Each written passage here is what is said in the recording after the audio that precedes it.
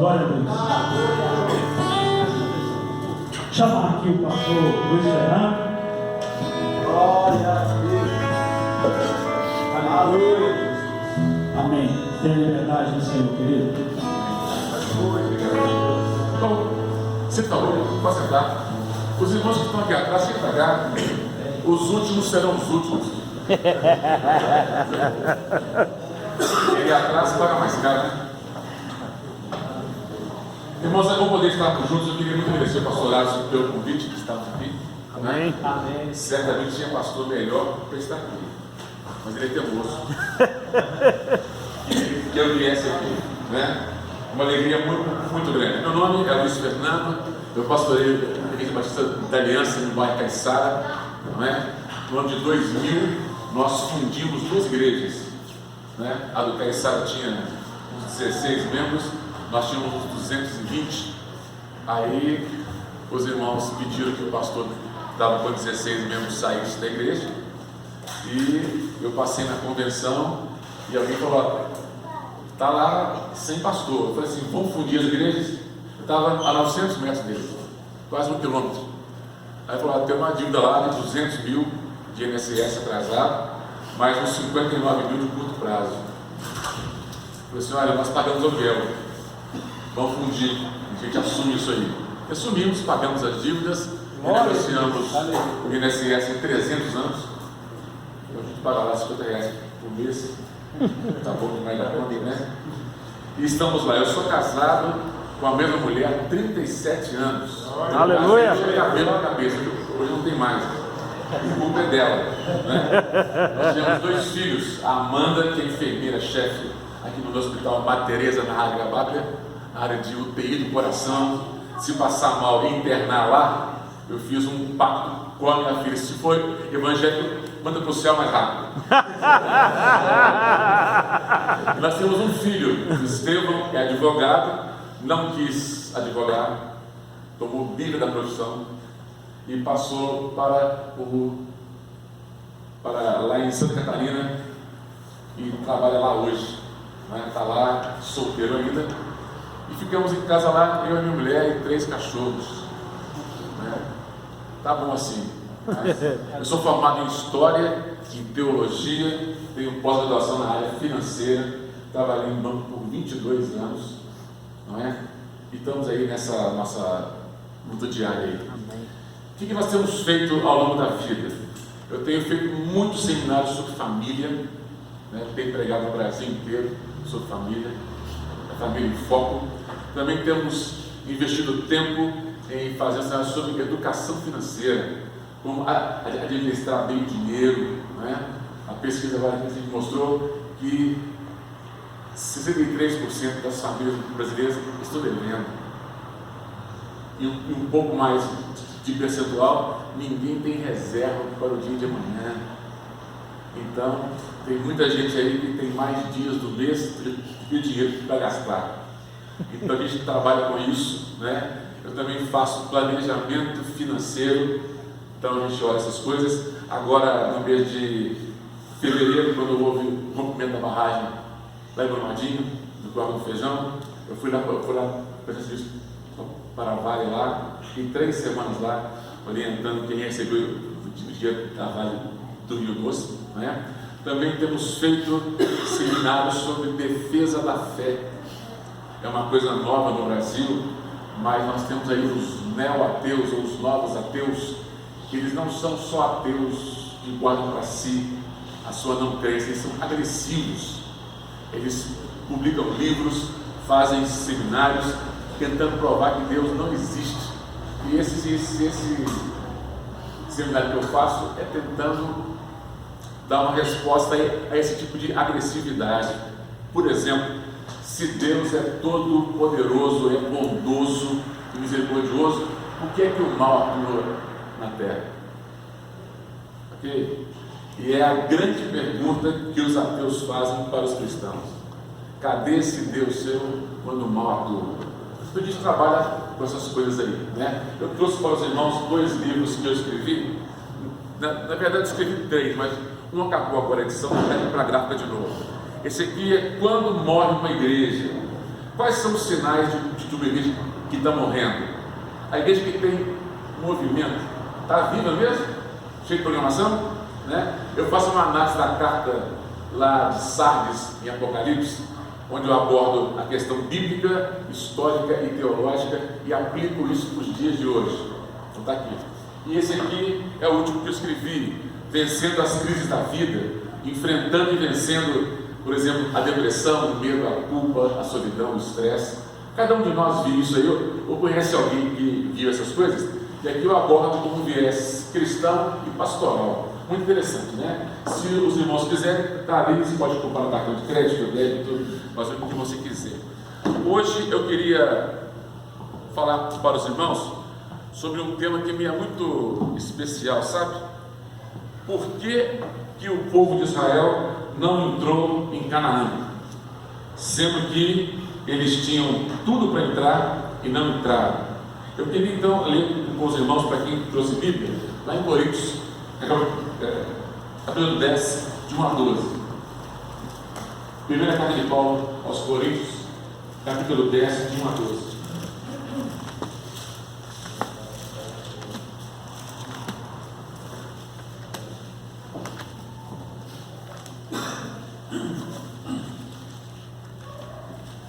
Primeiro Coríntios 10, de 1 a 12. Todos encontramos aí? Amém? Vamos lá? Ora, irmãos, não quero que ignoreis que os nossos pais estiveram todos debaixo da nuvem e todos passaram pelo mar. E todos foram batizados em Moisés na nuvem e no mar. E todos comeram da mesma comida espiritual e beberam todos de uma mesma bebida espiritual, porque bebiam da pedra espiritual que os seguia, e a pedra era Cristo. Mas Deus não se agradou da maior parte deles, por isso foram prostrados no deserto. E essas coisas foram-nos feitas em figura, para que não cobicemos as coisas más, como eles cobiçaram. Não vos façais, pois, idólatras, como alguns deles, conforme está escrito: o povo assentou-se a comer e beber, e levantou-se para folgar. E não nos prostituamos, como alguns deles fizeram, e caíram num dia 23.000. E não tentemos a Cristo, como alguns deles também tentaram, e pereceram pelas serpentes. E não murmureis, como também alguns deles murmuraram, e pereceram pelo destruidor. Ora, tudo isso lhes sobreveio como figuras, e estão escritas para aviso nosso, para quem já se são chegados os fins dos séculos. Aquele, pois, que por estar de pé, olhe que não caia. Vamos orar? Pai, fala conosco nessa noite em nome de Jesus, e que a tua palavra alcance o nosso coração e a nossa mente, e acima de tudo, o Senhor venha a ser glorificado nessa reunião, em nossas vidas, em nome de Jesus. Amém. Irmãos, por que a nação de Israel não entrou em Canaã? Se os irmãos perceberem e fizerem uma análise de tempo, do Egito a Canaã, eram 40 dias de caminhada. Em 40 dias, esse povo saiu do Egito, chegou no limite de Canaã e cometeram isso que Paulo fala aqui nesse texto, e voltaram e ficaram 40 anos andando naquele deserto, até que todos daquela geração morressem, menos Josué e Caleb, e obviamente os novos que também nasceram no deserto. Interessante que tem comportamentos que nós cometemos na vida que nos impedem de sermos abençoados, não é? Todos nós queremos algo melhor em nossas vidas, nós buscamos sempre aquela oportunidade boa, aquele lugar ideal, e nós às vezes estamos presos a hábitos e costumes e não notamos que já nos habituamos com um estilo de vida negativo e achamos realmente que não haverá saída nem solução. Irmãos, um dos maiores problemas que nós enfrentamos não é o diabo em si, é a sua mente, é o seu condicionamento mental, que te faz acreditar que a sua situação não tem solução para ela. Pastor, não tem jeito, não tem saída. Ora, para quem é limitado como nós, podemos até enxergar que não tem saída, mas para quem está acima da limitação que é Deus, Ele pode todas as coisas. Amém. E o que nos prende a uma vida inferior é um padrão mental negativo, não é? Outra coisa importante: o povo de Israel por 450 anos estava acostumado a um estilo de vida. Eles estavam amassando barro com palha para fazer as obras do faraó. Deus mandou um libertador para aquele povo, depois de quase 500 anos de escravidão, e a terra prometida estava bem próxima dali. E aquele Deus queria introduzir todo aquele povo. Para os irmãos terem uma ideia, Moisés tirou do Egito mais ou menos 2 milhões e 200 mil pessoas. 2 milhões e 200 mil pessoas. Somente 2 entraram. Que coisa absurda isso. Outra coisa importante: Canaã sempre foi o símbolo da vida cristã, com todo o seu potencial. É o lugar onde Deus cumpre as suas promessas, não é? E no Velho Testamento era a terra onde Deus queria que o povo entrasse. Nós temos diante de Deus um lugar, uma condição de total realização como homens, não é? E o que nos impede às vezes é que muitas vezes nós estamos presos àquilo que os judeus fizeram no deserto e que os impediram de entrar. E eu queria ver com os irmãos quais foram estes 5 pecados que levaram aqueles bilhões de pessoas a não entrarem em Canaã. E iniciando, eles cobiçaram, tiveram cobiça. E o incidente está lá em Números 11. O povo de Israel cobiçou aquilo que não tinha e desprezou o que tinha. Então, o que isso quer dizer para a gente? Quando o povo começou a viver do maná que vinha dos céus, depois de um tempo, eles tomaram aversão ao maná e disseram: queremos as cebolas, os pepinos lá do Egito. O que isso quer dizer para a gente? Passaram a pecar de 2 formas: rejeitaram o que Deus lhes havia dado e cobiçaram loucamente o que Deus havia tirado da vida deles. Irmãos, que coisa interessante: rejeitaram uma dádiva especial de Deus e cobiçaram algo que Deus havia tirado. Ora, observe uma coisa importante: os judeus, ao rejeitarem o maná que caiu do céu, eles não rejeitavam simplesmente uma comida, rejeitavam a provisão de Deus. Irmãos, isso é duro para a gente. Por quê? Porque o alimento que o Senhor havia dado para eles, eles disseram o seguinte: olha, temos aversão, nós queremos é aquilo que o faraó dava para a gente: os pepinos, as cebolas, os alhos, não é? Então, o que isso quer dizer para a gente? Que muitas vezes nós estamos valorizando mais o que saiu de nós do que o que Deus colocou em nossas vidas. Quantas vezes nós estamos olhando: eu tinha isso antes de ser cristão, eu vivi isso antes de ser cristão. Irmãos, antes de eu sair do banco, onde eu trabalhei 22 anos, o meu salário no banco era de 18 mil dólares, somando tudo que eu ganhava por mês. Se você pegar uma média de 3,5 reais por dólar, você vai ter alguma coisa mais de 50 mil reais por mês. E o irmão acha que depois que eu saí do banco, eu falei assim: ó Deus, lá eu tinha esse dinheiro todo, hoje eu não tenho quase nada. Você acha que eu desprezo o que Deus me dá hoje para sonhar loucamente com o que Deus tirou? Em hipótese alguma. Se Deus me deu por um tempo uma condição dessa, a Ele toda a glória. Aleluia. Se a condição foi retirada, a Ele toda a glória também. Mas tem pessoas que buscam loucamente o que tinham e desprezam o que tem hoje. E isso cobiça aquilo que Deus não permitiu ficar em suas vidas. Irmãos, o que Deus tirou, tirou. O que não está mais, não está mais. Não faz mais parte do nosso dia a dia. E isso implica o quê? Que se caso não faz parte e foi algo bom, lembre com carinho disso e ponto final. Aleluia. E aproveite o seu dia a dia para a glória de Deus. Né? Outra coisa importante: a cobiça, ela busca constantemente a satisfação do nosso ego, às custas de Deus e de alguém. E sabe o que é o pecado da cobiça? É quando eu quero, porque quero e quero. E você sacrifica a sua comunhão com Deus, sacrifica a sua família às vezes, os seus valores e as suas amizades, porque você está cobiçando algo que Deus não tem te dado. Esqueça essas coisas. Isso traz sobre cada um de nós o juízo de Deus. Os judeus, eles cobiçaram o que havia deixado para trás. Fisicamente, eles caminhavam para Canaã, mas em seus corações estavam voltando para o Egito. Eram mais amigos dos prazeres do que de Deus, propriamente disso. É fácil nós percebermos quando a cobiça está nos dominando, é quando nós queremos nos satisfazer a qualquer custo, não importa o que venha pela frente. Irmãos, que coisa interessante, quando o amor predomina, eu busco o bem do outro. Quando a cobiça predomina, eu busco o meu bem. Por isso a gente pode perceber que é um exemplo interessante.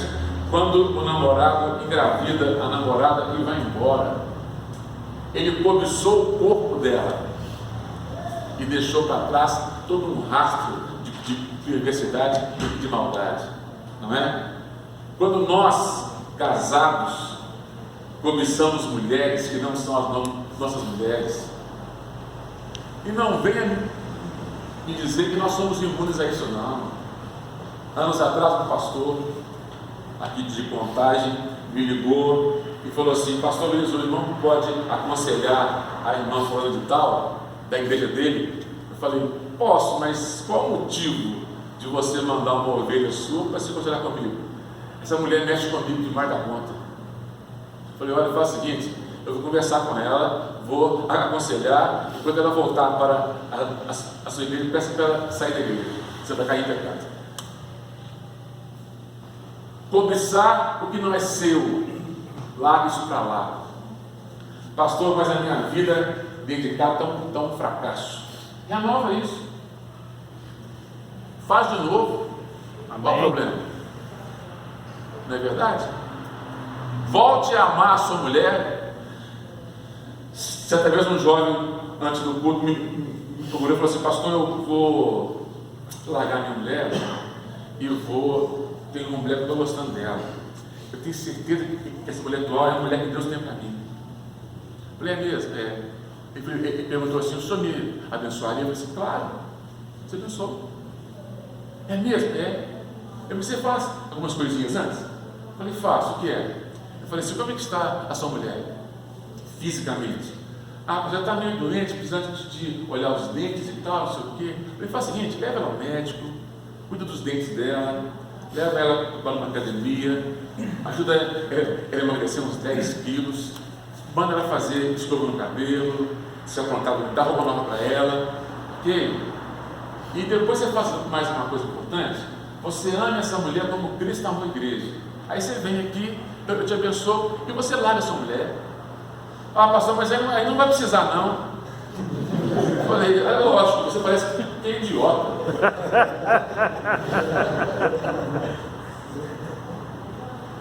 Ora, se a coisa não está boa, lembra de onde caíste, volta lá e faz as coisas iniciais.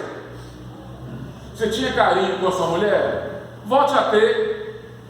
Você a elogiava? Elogie de novo. Você era menos ríspido com ela? Seja mais carinhoso com ela? Que tipo de homem nós somos como cristãos? A coisa vai mal e eu cobiço o que Deus não me deu? E desprezo o que Deus está me dando? É o mesmo pecado que o povo judeu fez no deserto. Desprezou o maná e cobiçou o que Deus havia tirado. Não faça isso. Outro pecado foi o pecado da idolatria. Interessante que quando Moisés subiu ao monte para receber as tábuas da lei, o povo forçou Arão a criar um objeto de culto. Não que eles quisessem deixar Jeová, não. Eles queriam algo sensível como uma presença física. E Arão fez um bezerro de ouro e aquele povo adorou aquele bezerro de ouro. O sistema de valores que nós criamos e que damos mais valor para Deus, para que as coisas de Deus, isso é idolatria. Idolatria é tudo aquilo que ocupa mais a sua mente do que o próprio Deus. Pode ser o seu serviço, pode ser a sua autoimagem, pode ser a sua cultura, pode ser o seu status social. Se isso ocupa mais a sua mente do que a pessoa de Cristo, Isto é idolatria. E eu vou dizer uma coisa: Deus costuma trabalhar muito dentro da idolatria para tirar essas coisas que nós adoramos. Pastor, minha casa é maravilhosa. Amém, meu irmão. Curta mesmo, aproveita lá a sua piscina, faça churrasco lá e me chama que eu vou. Mas não coloque isso na frente de Jesus, nunca. Isso são coisas. O Criador é maior do que essas coisas. E a gente pode perceber o que? Alguns interesses se tornam ídolos, por exemplo, como poder, dinheiro, cultura, sexo, negócio, religião, popularidade, ego, pornografia. Tudo isso vira Deus para a gente. E nós passamos a nos curvar perante isso quase que o tempo todo. Há homens que se ajoelham no altar do trabalho, no tempo do esporte, do lazer, de sexo ilícito, e cultuam essas divindades que nós criamos. Outros são servos do dinheiro, são miseravelmente presos ao dinheiro. Deixa eu ser chato. Você que não é dizimista, fiel e ofertante fiel, não quero me ofender, só quero constatar: esse Deus chamado Mamon, dinheiro, prendeu você. Você é tão escravo dele que não consegue cumprir a palavra de Deus. Esse Senhor é tão forte sobre a sua vida. Pastor, mas eu ganho 10 mil por mês, pastor, eu vou dar 1.000. É isso mesmo. Meu filho passou no concurso público lá e tomou posse lá em janeiro. Vai trabalhar 6 horas por dia para ganhar 10 mil reais. 28 anos, solteiro. Falei: rapaz, eu vou morar com você. Vou parar com tudo, você está ganhando demais. E ele falou assim: pai, se eu passar, eu quero fazer algo especial para o reino de Deus. Sabe o que ele fez? Ele pegou dízimo de quase 2 anos e antecipou. E aí? Falou: pai, vou dar dízimo de 2 anos para frente, porque eu não merecia estar onde eu estou, não merecia o carro que eu tenho, não merecia a qualidade de vida que eu tenho. E fez isso mesmo.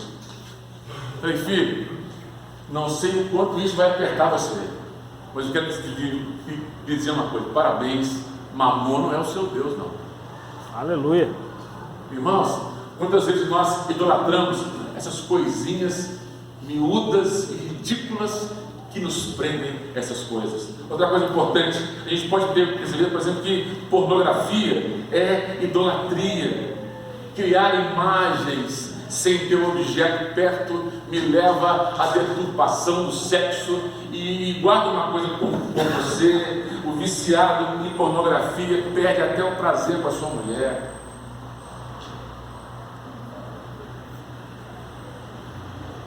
Freud, quando desenvolveu a sua teoria, ele colocou como centro do ser humano a libido, ou o desejo sexual. Se Freud estiver certo, nós estamos lidando com algo muito poderoso dentro da gente. E pornografia não tem limite, e nós temos que ter um critério com essas coisas. Outra coisa importante: é impossível nós praticarmos a idolatria em qualquer nível sem nos contaminarmos e nos tornarmos pessoas impuras. O apóstolo Paulo faz menção nesse texto de Coríntios ao fato de os coríntios participarem de festas pagãs. Mas não faça essas coisas. O terceiro pecado foi a imoralidade. A Bíblia diz que no mesmo dia morreram 24.000 pessoas. E que tipo de imoralidade foi essa? O povo não se corrompeu.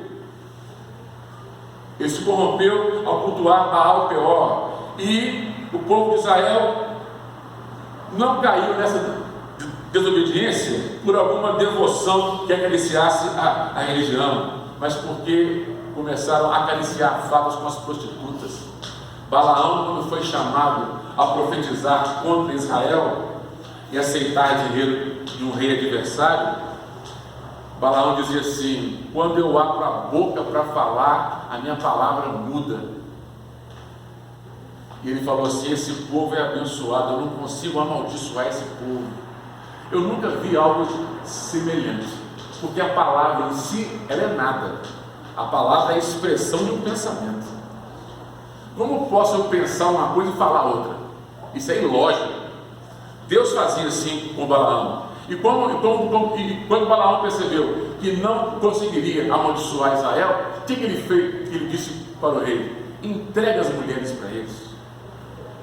Eles vão ceder essas mulheres. Eles vão ceder a esse tipo de paixão. Interessante que fez isso mesmo, os medianitas fizeram isso, e o povo se desviou pela prostituição e pagaram um alto preço por causa disso. Irmãos, a imoralidade não é um pecado trivial ou qualquer. Deus também diz severamente. E observe uma coisa importante: imoralidade quer dizer vários pecados, e pecado é pecado.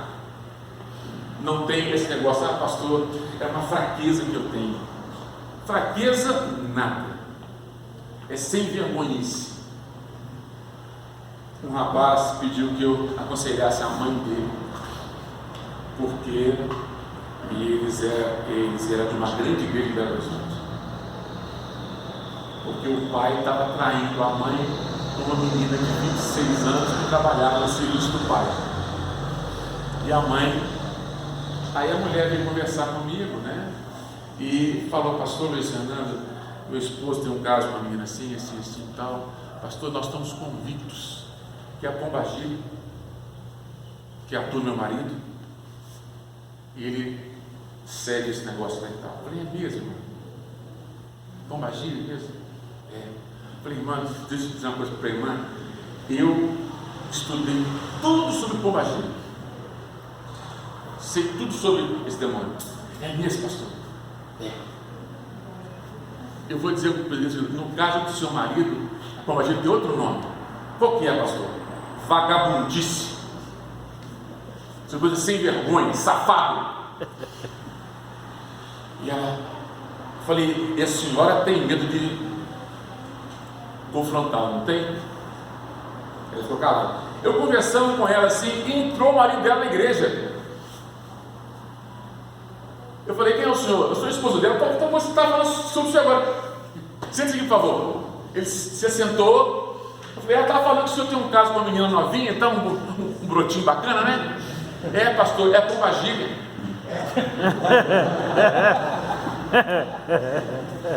Eu falei assim: meu senhor, deixa eu dizer uma coisa para você. Pode.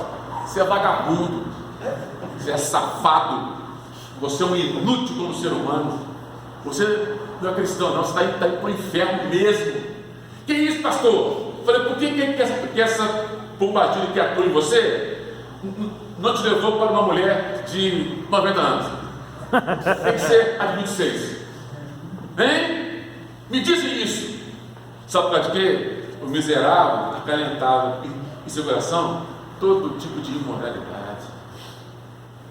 Ei, irmãos, Deus leva muito a sério essas coisas, e isso não pode ser tratado com naturalidade, não é? Hoje em dia os homens desenvolvem seu potencial em várias áreas, mas estão presos em pecados sexuais, e muitos são dominados por desejos sexuais ilícitos e estão se limitando e causando estragos em suas vidas, além de impedir de ser o que Deus quer que eles sejam realmente. Irmãos, os homens de Israel que praticaram a imoralidade morreram no deserto, nunca chegaram a Canaã. Se você tem dificuldade nessa área, busque ajuda. Não guarda só para você não. Esse negócio é complicado. Eu quero dizer mais uma coisa. Conversava com uma psicóloga, e ela, juntamente com outros psicólogos cristãos, atendem numa igreja, um grupo de apoio, né, para cristãos.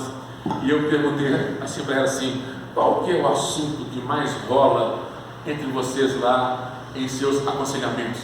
Falou: pastor Luiz, por incrível que pareça, é pornografia.